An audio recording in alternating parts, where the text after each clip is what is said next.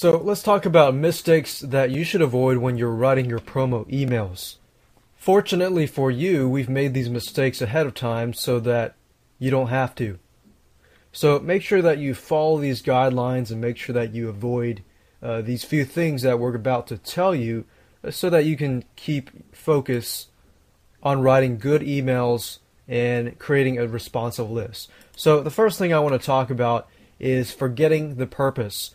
A lot of times when you write your promo emails, you tend to lose sight of the purpose, or you lose sight of the objective. And here's what happens is, normally what happens is, let's say for example you're writing an email and you're recommending a product, and you write a recommendation on an ebook about, for example, building a bigger bicep. For example, the muscle growth or the bodybuilding weightlifting niche.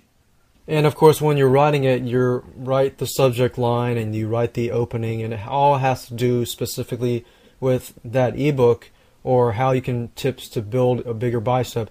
And then you stray off to the other end and start talking about triceps and shoulders and this and that. And even though they're part of the muscle group, what I'm trying to say is that you lose sight of the objective. So each and every word of that email needs to be directed towards that ebook that talks about building a bigger bicep. The second mistake is making your promo emails too long. There's a difference between writing a promo email and writing an educational email. The thing I've learned is that when you write educational emails, you can go a little longer than 400 words, but the only problem with that is that even if it's educational, most people don't want to read 2-3 pages worth of emails. When you write your promo emails in specifics, you want to keep it short. So you want to keep it probably 400 or less words. You probably don't want to go over 500 words, otherwise you make it too long. And if it's too long, most of the time you make the mistake of the first mistake. You lose sight of the objective and you start writing about other things and people get sidetracked. So you want to get people focused on that one purpose and keep it short. The third mistake is avoid using too much hype, and basically avoid using a lot of these exclamation marks in your sentences as much as possible. Most of the people out there reading your promo emails, all they want to hear is what it is, why it's beneficial to them, and how they can get it.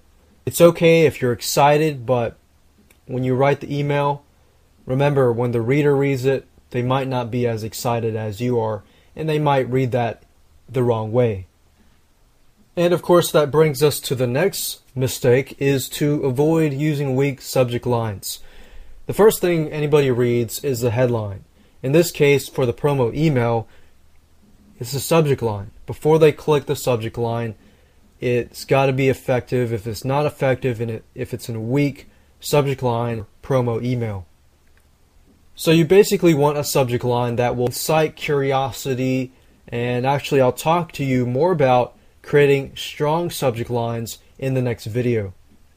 And of course the next mistake is not using bullet points. In this sense, if you don't use bullet points, and as you know, when people read an email, a sales page, most people use bullet points, because what happens is when people scan the email, they look for bullet points, and if they see the bullet points, it makes it easier for them to read. So the mistake here is not using bullet points. When you do that, it makes it easier to read. The easier it is to read, better they will know the objective, and they will understand what it is you're selling or what it is that you are recommending to them. And of course the next mistake is treating your list like a bunch of email addresses.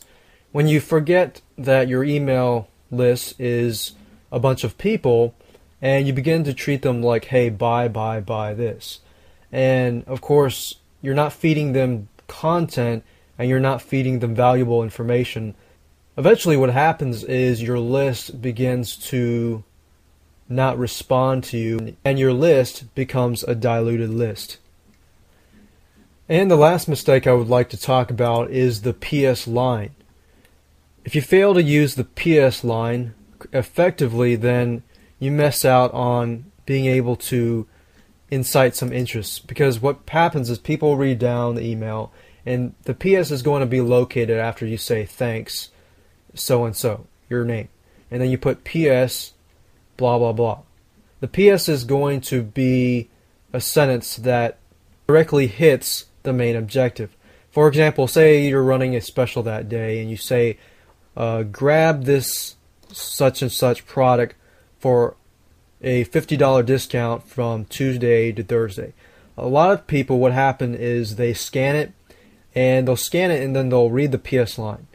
But if your PS line doesn't tell them exactly what the main idea or main objective is, then it might not sell. So the PS line allows you to convert your promo emails at a higher rate. So make sure that you follow these guidelines that I've showed you in this video and apply it to your emails.